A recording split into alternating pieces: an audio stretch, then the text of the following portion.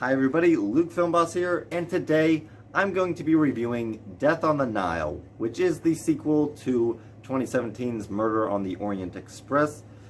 Visually, like the cinematography is very similar to that of the Murder on the Orient Express, but the only difference mainly being, like, obviously the shots aren't the same, but like visually the style is similar. Just this movie, Death on the Nile, takes place in like Africa or Egypt, and the Murder on the Orient Express took place on like a snowy mountain. And so like you have the cold climate and the hot climate. That's pretty much visually how you can like distinguish the difference between these films, just like on a visual, like looking at it kind of sense. As far as the story goes and the murder mystery itself, I thought this film did a pretty good job. I didn't think it was quite as good as Murder on the Orient Express. However, I predicted the outcome of Murder on the Orient Express when I watched that film, and then that film throughout kind of made me guess a little bit more, like when some events happened, and kind of almost changed my mind. But I always had like that one that superior theory to any of the rest, and that's what happened here. Right after I saw who was murdered, I made my prediction in my head, and I actually typed it out on my phone. I typed out who I thought the killers were. I typed out their motives, and then I showed it to my cousin who was sitting next to me in the theater. I'm like, I think that's what I'm going with. And so in the end, it turned out to be what I thought. I was able to predict the murder. And what I like about these films, and what most, I would assume, good murder mysteries do, I've only seen like Kenneth Branagh's murder mysteries, these two, but I would assume that a good murder mystery is somewhat like gives you the clues that you can predict it, but then has like the interrogations with the other characters, and then it kind of makes you question whether or not your theory is right.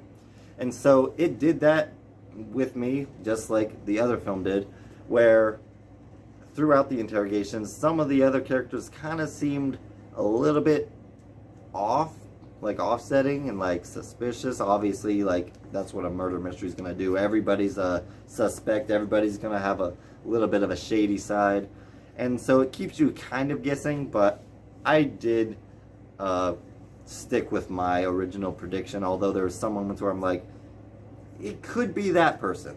But overall, I thought it was very entertaining. It's not super shocking when it is revealed, but there is a lot of shocking twists that do take place in this film, so it kept me very intrigued. The characters, Kenneth Branagh did a good job with Hercule, the detective. I think I'm pronouncing it right, because he's like, it's not Hercules, it's Hercule. So he did a good job, and he brought a little bit more insight and depth to the character in this film. I thought there was some good character development in the other film, but it kind of gets a little bit more into the heart of his character in this film. And as far as the other cast members, Gal Gadot was really the only real standout as far as characters go.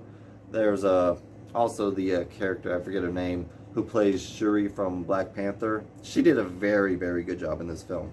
But I was almost worried about how well Gal Gadot was going to do in this film, because the trailers, I honestly thought that she wasn't convincing in the trailer, but in this film, she did a very solid job of portraying the emotions and the fear that her character had with everybody. So she definitely pulled it off. The other cast members, they were good.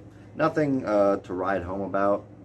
Mostly, this film did just a good job of portraying its story and its characters and keeping you guessing for the most part.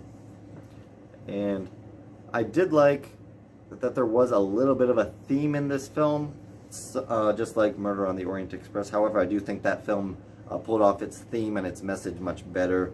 This film kind of has a theme, but it doesn't completely 100% follow through on it, although The ending kind of does a little bit, but pretty much it's got a theme of like romance and love. Like it gets a little bit more into it, but the thing that stood out to me is that a lot of the characters in this movie have a very false idea of what love is, and they see romance as love, and that's not true love. And I think that's what leads to pretty much every problem in this movie, is a lot of gullible people buying into the fact that someone loves them when they really don't. And I thought that was kind of interesting. It brings most of the quarrels and the tension in this film, and I think it does have some good things to say about that. Although, like I said, it doesn't 100% finish what it starts with this message and this theme. But I thought that it was done well enough to be worth watching and like having the theme in the movie. Like, it doesn't just completely drop it. It's not like Raya and the Last Dragon, where it completely misuses the theme and the message. And it's not like something, I can't think of like a movie right now where it like brings up a theme and then it just completely drops it and the rest of the movie has nothing to do with that theme. This was very consistent. It just didn't really have a huge payoff. But overall, this was a very solid film. A lot of good tension, a lot of excitement, a lot of mystery. So yeah, it's definitely a good murder mystery because it's very mysterious. Visually, it's very artistic. Acting was good. I would say go watch this film. I really was hoping that this film would do better at the box office than it is currently doing. Maybe it will have legs, but I don't think so. The first film was very successful, and I hope that this one can at least get a fraction of that success, because it is almost as good of a movie. I wouldn't say it quite tops the original Murder on the Orient Express, but it's very close. So I would give Death on the Nile a 90% in quality and 86% in enjoyment, with an overall score of 88%. Thank you all for watching. Please like, comment, and subscribe, and hit that notification bell to help you be on the lookout for more videos from Luke Film Boss.